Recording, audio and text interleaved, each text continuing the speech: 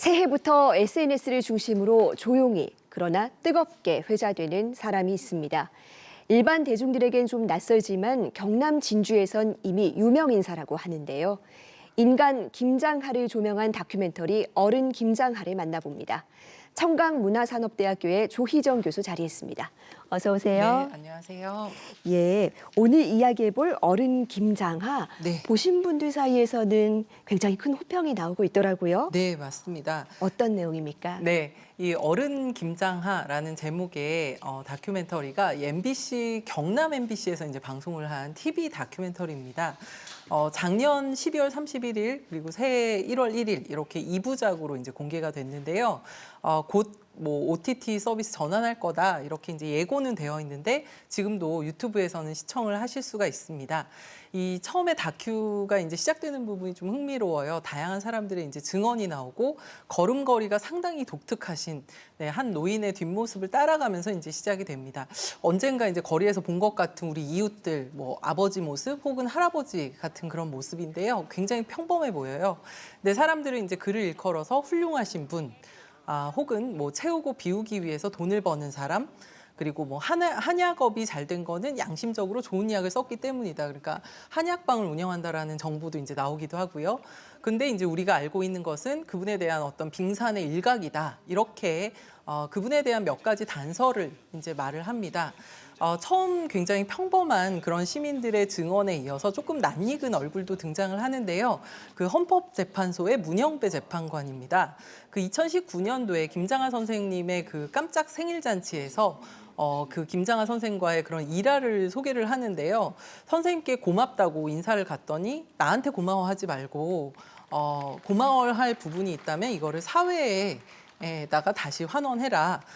이렇게 말씀을 하셨다고 굉장히 울먹이면서 이제 말을 하는 뭐 그런 뭐 장면도 이제 등장을 하게 됩니다.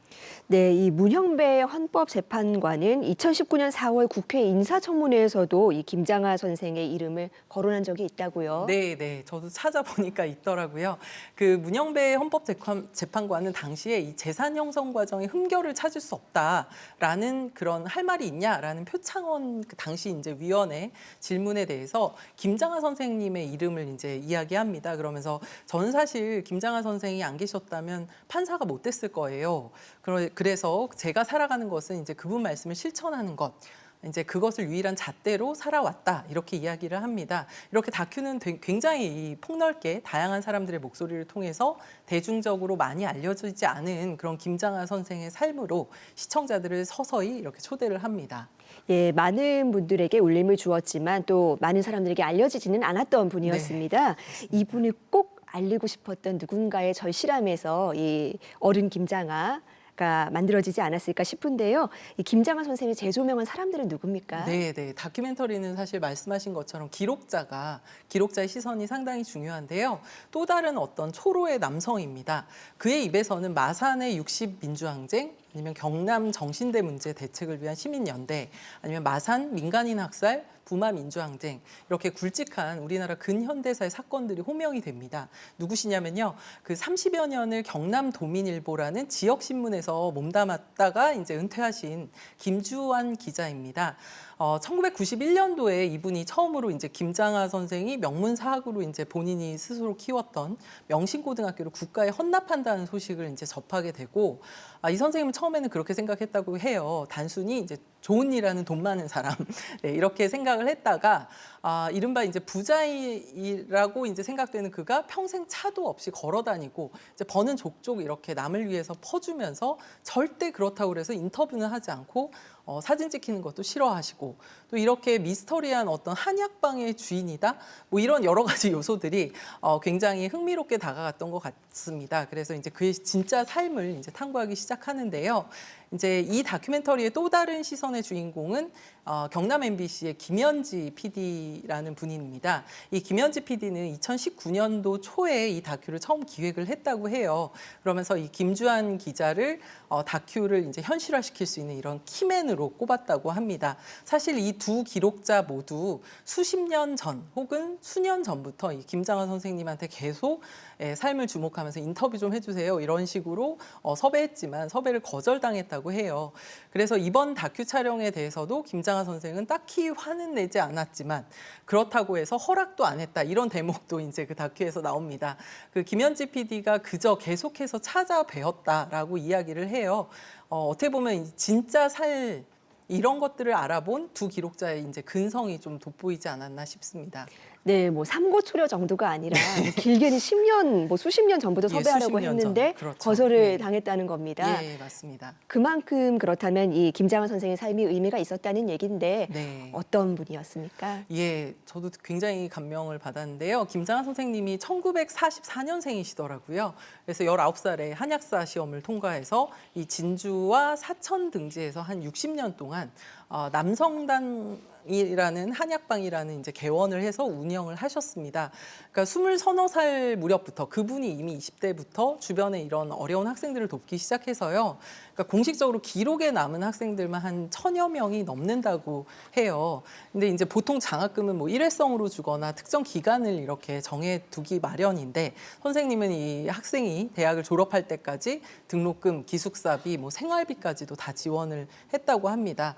이 김주한 기자에 따르면은 이 1000명이 넘는 장학생에게 지급된 그런 장학금만 30-40억 정도가 될 거고 또 장학금만이 아니라 이 학생이나 청년이 자택에서 숙식을 한 그런 경우도 있었더라고요. 그래서 김장하 선생이 이 사회에 환원한 어떤 재산 규모도 굉장히 큰데요. 김주한 기자가 이제 돈으로 환산해 보니 선생이 사재로 설립해서 이렇게 국가에 헌납한 어떤 고등학교라든지 이런 것들이 이제 당시 시세로 한 110억 정도 되었다고 합니다. 굉장하네요. 예, 그리고 남명학 연구 후원 그리고 남명학관 건립에 한 13억.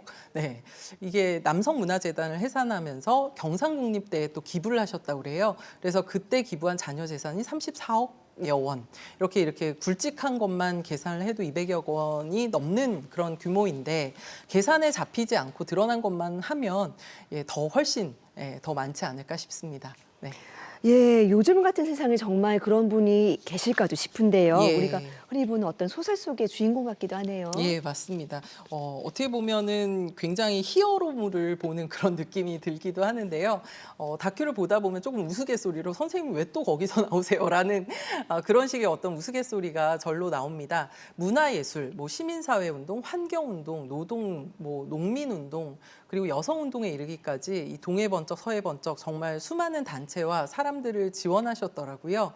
그래서 실제로 호주제 철폐가 됐었던 뭐 그런 어떤 운동에도 참여를 하셨고 그리고 이분이 직접 형평운동 기념사업회라는 것을 만들어서 우리 사회 안에서 여전히 존재하고 있는 이런 차별의 문제 이런 부분에도 앞장서서 목소리를 내시기도 했습니다. 일생을 정말 이렇게 깨알같이 이타적으로 이웃을 사랑하면서 이렇게 보내신 건데요. 다큐를 보다 보면은 이 여러 가지 유혹에 인간이 굉장히 나약하잖아요. 흔들리게 마련인데 이 80이라는 어떻게 보면 굉장히 긴 생애를 저렇게도 사실 수 있구나. 저렇게 하신다면 정말 많은 일을 우리가 할 수 있겠구나라는 생각이 들었습니다. 나아가서 이제 내 삶은 어떤가 이런 부분들을 이제 반추하게 되는 것 같습니다. 예, 이쯤 되면 긴 시간 동안 이분의 삶을 따라온 그 기록자들의 노력에 더 감사함을 느끼게 되는 것 같습니다. 네. 예, 지금 미디어 환경이 급변하고 있는데 이 OTT 시대 지상파 TV 다큐멘터리 어떤 새로운 역할을 제시한 것 같기도 합니다. 예, 맞습니다. 지금까지 사실 선생님의 이런 삶이 수천 명의 삶에 어떤 선한 영향력을 끼쳤다면 사실 이 다큐멘터리를 통해서 수천 명, 수만 명이 영향을 받으실 거라고 생각이 듭니다. 십수년 전에 왜 울지마 톤즈라는 이태석 신부님의 그런 KBS 다큐멘터리 방영이 이것을 시작으로 해서 일파만파 우리 사회에 굉장히 선한 영향력이 많이 이제 이렇게 펼쳐졌잖아요. 네, 가장 확실한 영향은 또 이 다큐의 기록자였던 제작진들이 이제 회고하는 데에서 드러나는 것 같습니다. 김주한 기자는 이런 말씀을 하더라고요. 나쁜 사람을 찾아내서 고발하는 게 보통 기자의 역할이라고 생각을 하지만 이번 취재를 통해서 기자로서 정말 가지게 되는 그런 효능감에 대해서 다시 한번 생각해 봤다라고 회고를 하고요. 또 김현지 PD 같은 경우에는 이 사람이 돈을 얼마나 썼냐, 얼마나 다양한 분야를 지원했냐 이런 부분보다는 삶의 태도가 어떠했냐 네, 이런 부분들을 많은 사람들이 알고 이렇게도 살 수 있구나라고 느끼게 되는 것이 연출자로서의 목표였다라고 고백을 하고 있습니다. 예, 이렇게 자극적인 콘텐츠가 넘쳐나는 가운데 이렇게 인물 다큐가 선전한다는 거는 이 삶의 진정성이 전하는 어떤 또 다른 재미와 울림이 있기 때문이 아닌가 싶습니다. 오늘 말씀 감사합니다. 네, 감사합니다.